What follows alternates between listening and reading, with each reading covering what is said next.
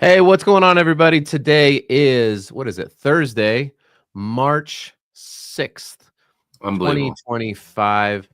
Yesterday was Wednesday, March 5th, Yeah, and we I did not remember. have a show because I messed up my time zones and I was supposed to be the one driving and producing it. So my apologies to the singles and the dozens of people who reached out and asked about the show, but that was my mistake.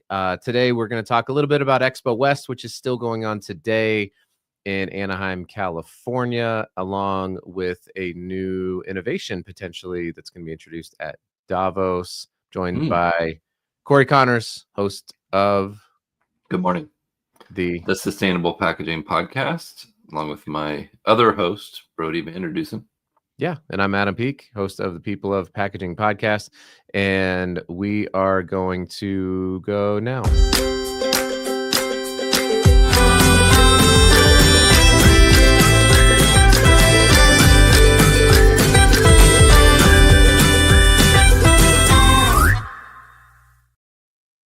I love that. So, Corey, I just got back from Anaheim yesterday. I was not able to stay for even any of the expo. I got a little behind the scenes tour of when they're setting it up, went to a bunch of networking things. You and I had never been to Expo Never West. talked about it. Yeah. What a spectacle of a show. I mean, I get why people talk about it as just expo. I mean, Right. there are I think they're expecting over 70,000 people this year. There's like 3,200 booths set up. I was just there for the education sessions and some of the networking events. But man, if you're still there, and you should be sleeping well at night, because I got to imagine you're racing around that show like a crazy person. What a huge opportunity for people in the industry to network and learn about the latest innovations and things going on in the industry. Yep. Yeah, for sure. So I got to go to a couple of these presentations. One that I thought was really cool was with Dr. Bronner's, who has the soap with the label with all the words on it, if you haven't seen it. They've got a massive booth there at the show. Their head of sustainability did a presentation, and they actually talked about how they use an LCA tool, which is Triac, which is a friend of our show, a sponsor of our show, and how they use that to come to a decision on using a paper-based container in order to do refill on their existing bottles. And how they're really focused on data-based decision making, not only what is maybe the cheapest or what is maybe the most convenient. So I thought that was kind of cool. Also, you'd be happy to know, because I know you've been on the reuse train for a while. They've been experimenting with a refillable solution in retail locations. So you can just bring your bottle in and you can refill your peppermint and then go pay for it. So I thought that was kind of cool. I really think that's the future of sustainability and packaging is refill. Refill will continue to grow, in my opinion. And Bronner's has done awesome things to innovate and to be, the tip of the sword for new concepts and new ideas. And, I think I commend them for what they've done. And, they're great people. I've had an honor to meet some of them. Yeah. It was awesome. One thing though, I'll talk about on the refillable or the reusable side that was a bit both cool and disappointing was in the center. So you had the convention center, you had the Marriott and a Hilton, and they had events happening. And in the middle was kind of a courtyard, and they had food trucks, and they were giving away samples. And some of the samples were done in the R cups, which is a reusable cup solution. And so they had bins set up everywhere to drop in your R cup. They also had bins for composting. They had bins for landfill. They had bins for recycling. And I'm at the Natural Products Expo West.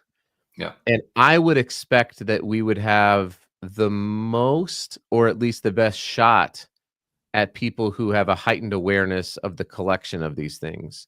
Right. They care. These are the And people that should care. Right. I will tell you, I was deeply disappointed, and it really highlighted the some of the issues that I think we're going to be having within recycling, reusability, sustainability. I mean, I saw people dropping aluminum cans into compost. I saw people dropping flexible packaging into the R cup bins, and it was like, are you just not? I mean, they're very clearly marked with signs, and these are the materials you should put in here. And I don't know, Court. Like, what do we do about that? Because at the end of the day, the system is dependent on the inputs, and if the inputs suck, then the system is going to suck. So that was actually really disappointing to sit there and watch. When you have a finite amount of materials that will be going into waste bins, I think if you delineate, if you make a difference on the insert dimension, meaning for the R cup, it should be a circle. This bin is just a big enough circle for this cup. They did, by the way. Well, they did. People were taking like the film, like a chip bag, and just sticking it in the circle. Yeah. It's like I get what you're saying. That's the most they can do, other than like have somebody there with like to block it. Which you can't do because they have these bins all over the place because they don't want people throwing them in the trash or leaving them on the curbside, right? So, right. Which is worse, yeah. Which is way worse. I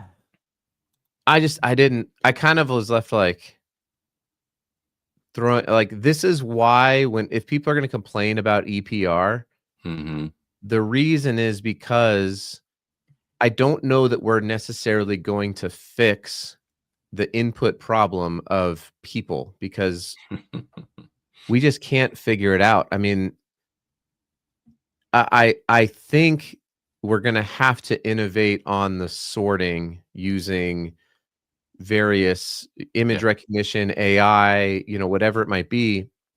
And we might have to just fix it there and just have, one bin to rule them all.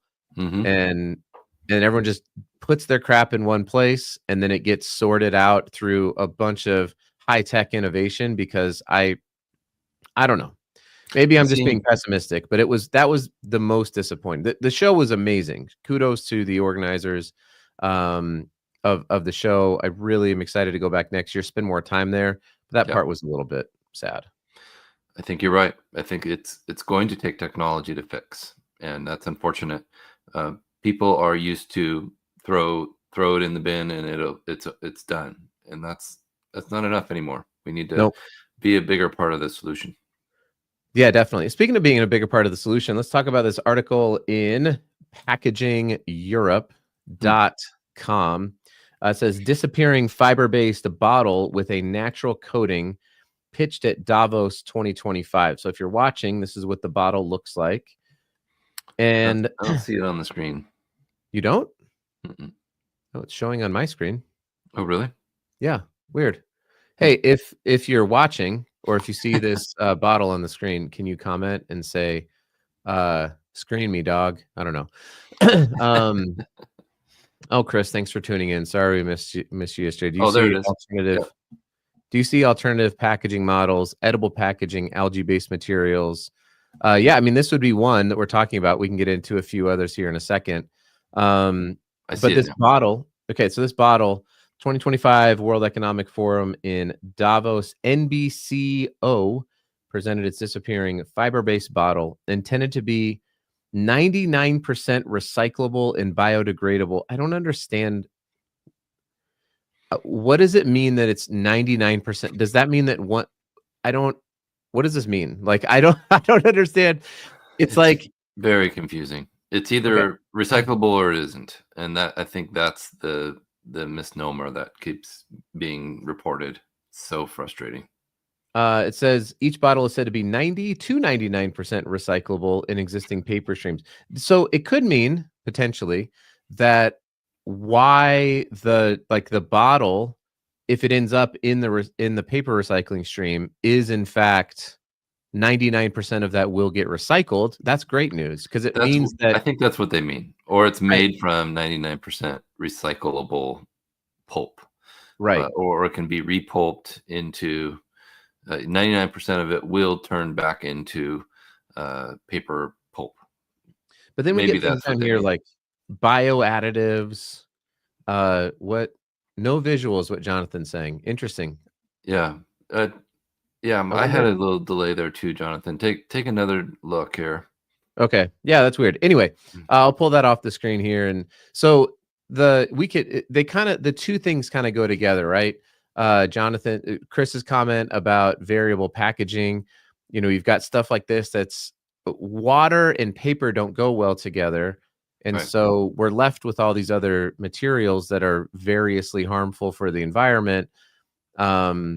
But like I met with the Seaweed Coalition, and they talked about their partnership with Sway and a lot of the stuff that's happening in seaweed production, because I didn't realize they were at Expo West. I didn't realize how fast we can actually grow seaweed, and if we can derive various materials from it, we can get a pretty remarkable solution from a plant like seaweed. Jonathan says it's a great example of why the solution to waste management cannot be dependent on individual consumer obligation. Yeah. Completely and totally agree. So Corey, I know we can wrap it up here. I know you spend a ton of time on new solutions, whether it's paper bottles, and this one doesn't appear to have the sort of plastic bladder on the inside of it like a lot of paper bottles do. This seems to be a fully intact paper bottle, which would be interesting and kind of cool. Yeah, I'm Or excited to see seaweed it. or whatever it is. Is there anything either an upcoming episode or something that you've seen recently that you're like, man, some really cool Yeah. stuff? I think the newest innovation that I've seen that I'm totally blown away by is called Meadow, and it's an aluminum can, and it's a refill situation where you buy a 6-pack or a single can, and you put it into the refillable dispensing unit that you keep at home. And I think this kind of a system where the consumer has a very easy insert and pull out system where all they have to do is throw the can back into the recycle bin. It's simple and very easy to use. People know what to do with an aluminum can. They know Yeah. that that's recyclable. Yep. Well, speaking of that, maybe tomorrow we can dive a little bit further into that with Pack of the Week. Or I got a sample in when I was in Paris. Oh, sweet. Yeah, that'd be awesome to talk about. So join us tomorrow here on wherever you're watching, LinkedIn, YouTube, MySpace, AOL Instant Messenger, wherever it is that you found us. If you found us on MySpace or AOL Instant Messenger, let us know, because that would be pretty Maybe they're rad. on the radio. I don't know. Yeah, we could be on AM or FM radio. But tomorrow we'll have our Pack of the Week. Sounds like we'll talk about this new innovation that Corey has just teased for us. You tease. And yeah, we will talk to you tomorrow. Let's see if I can keep driving and end this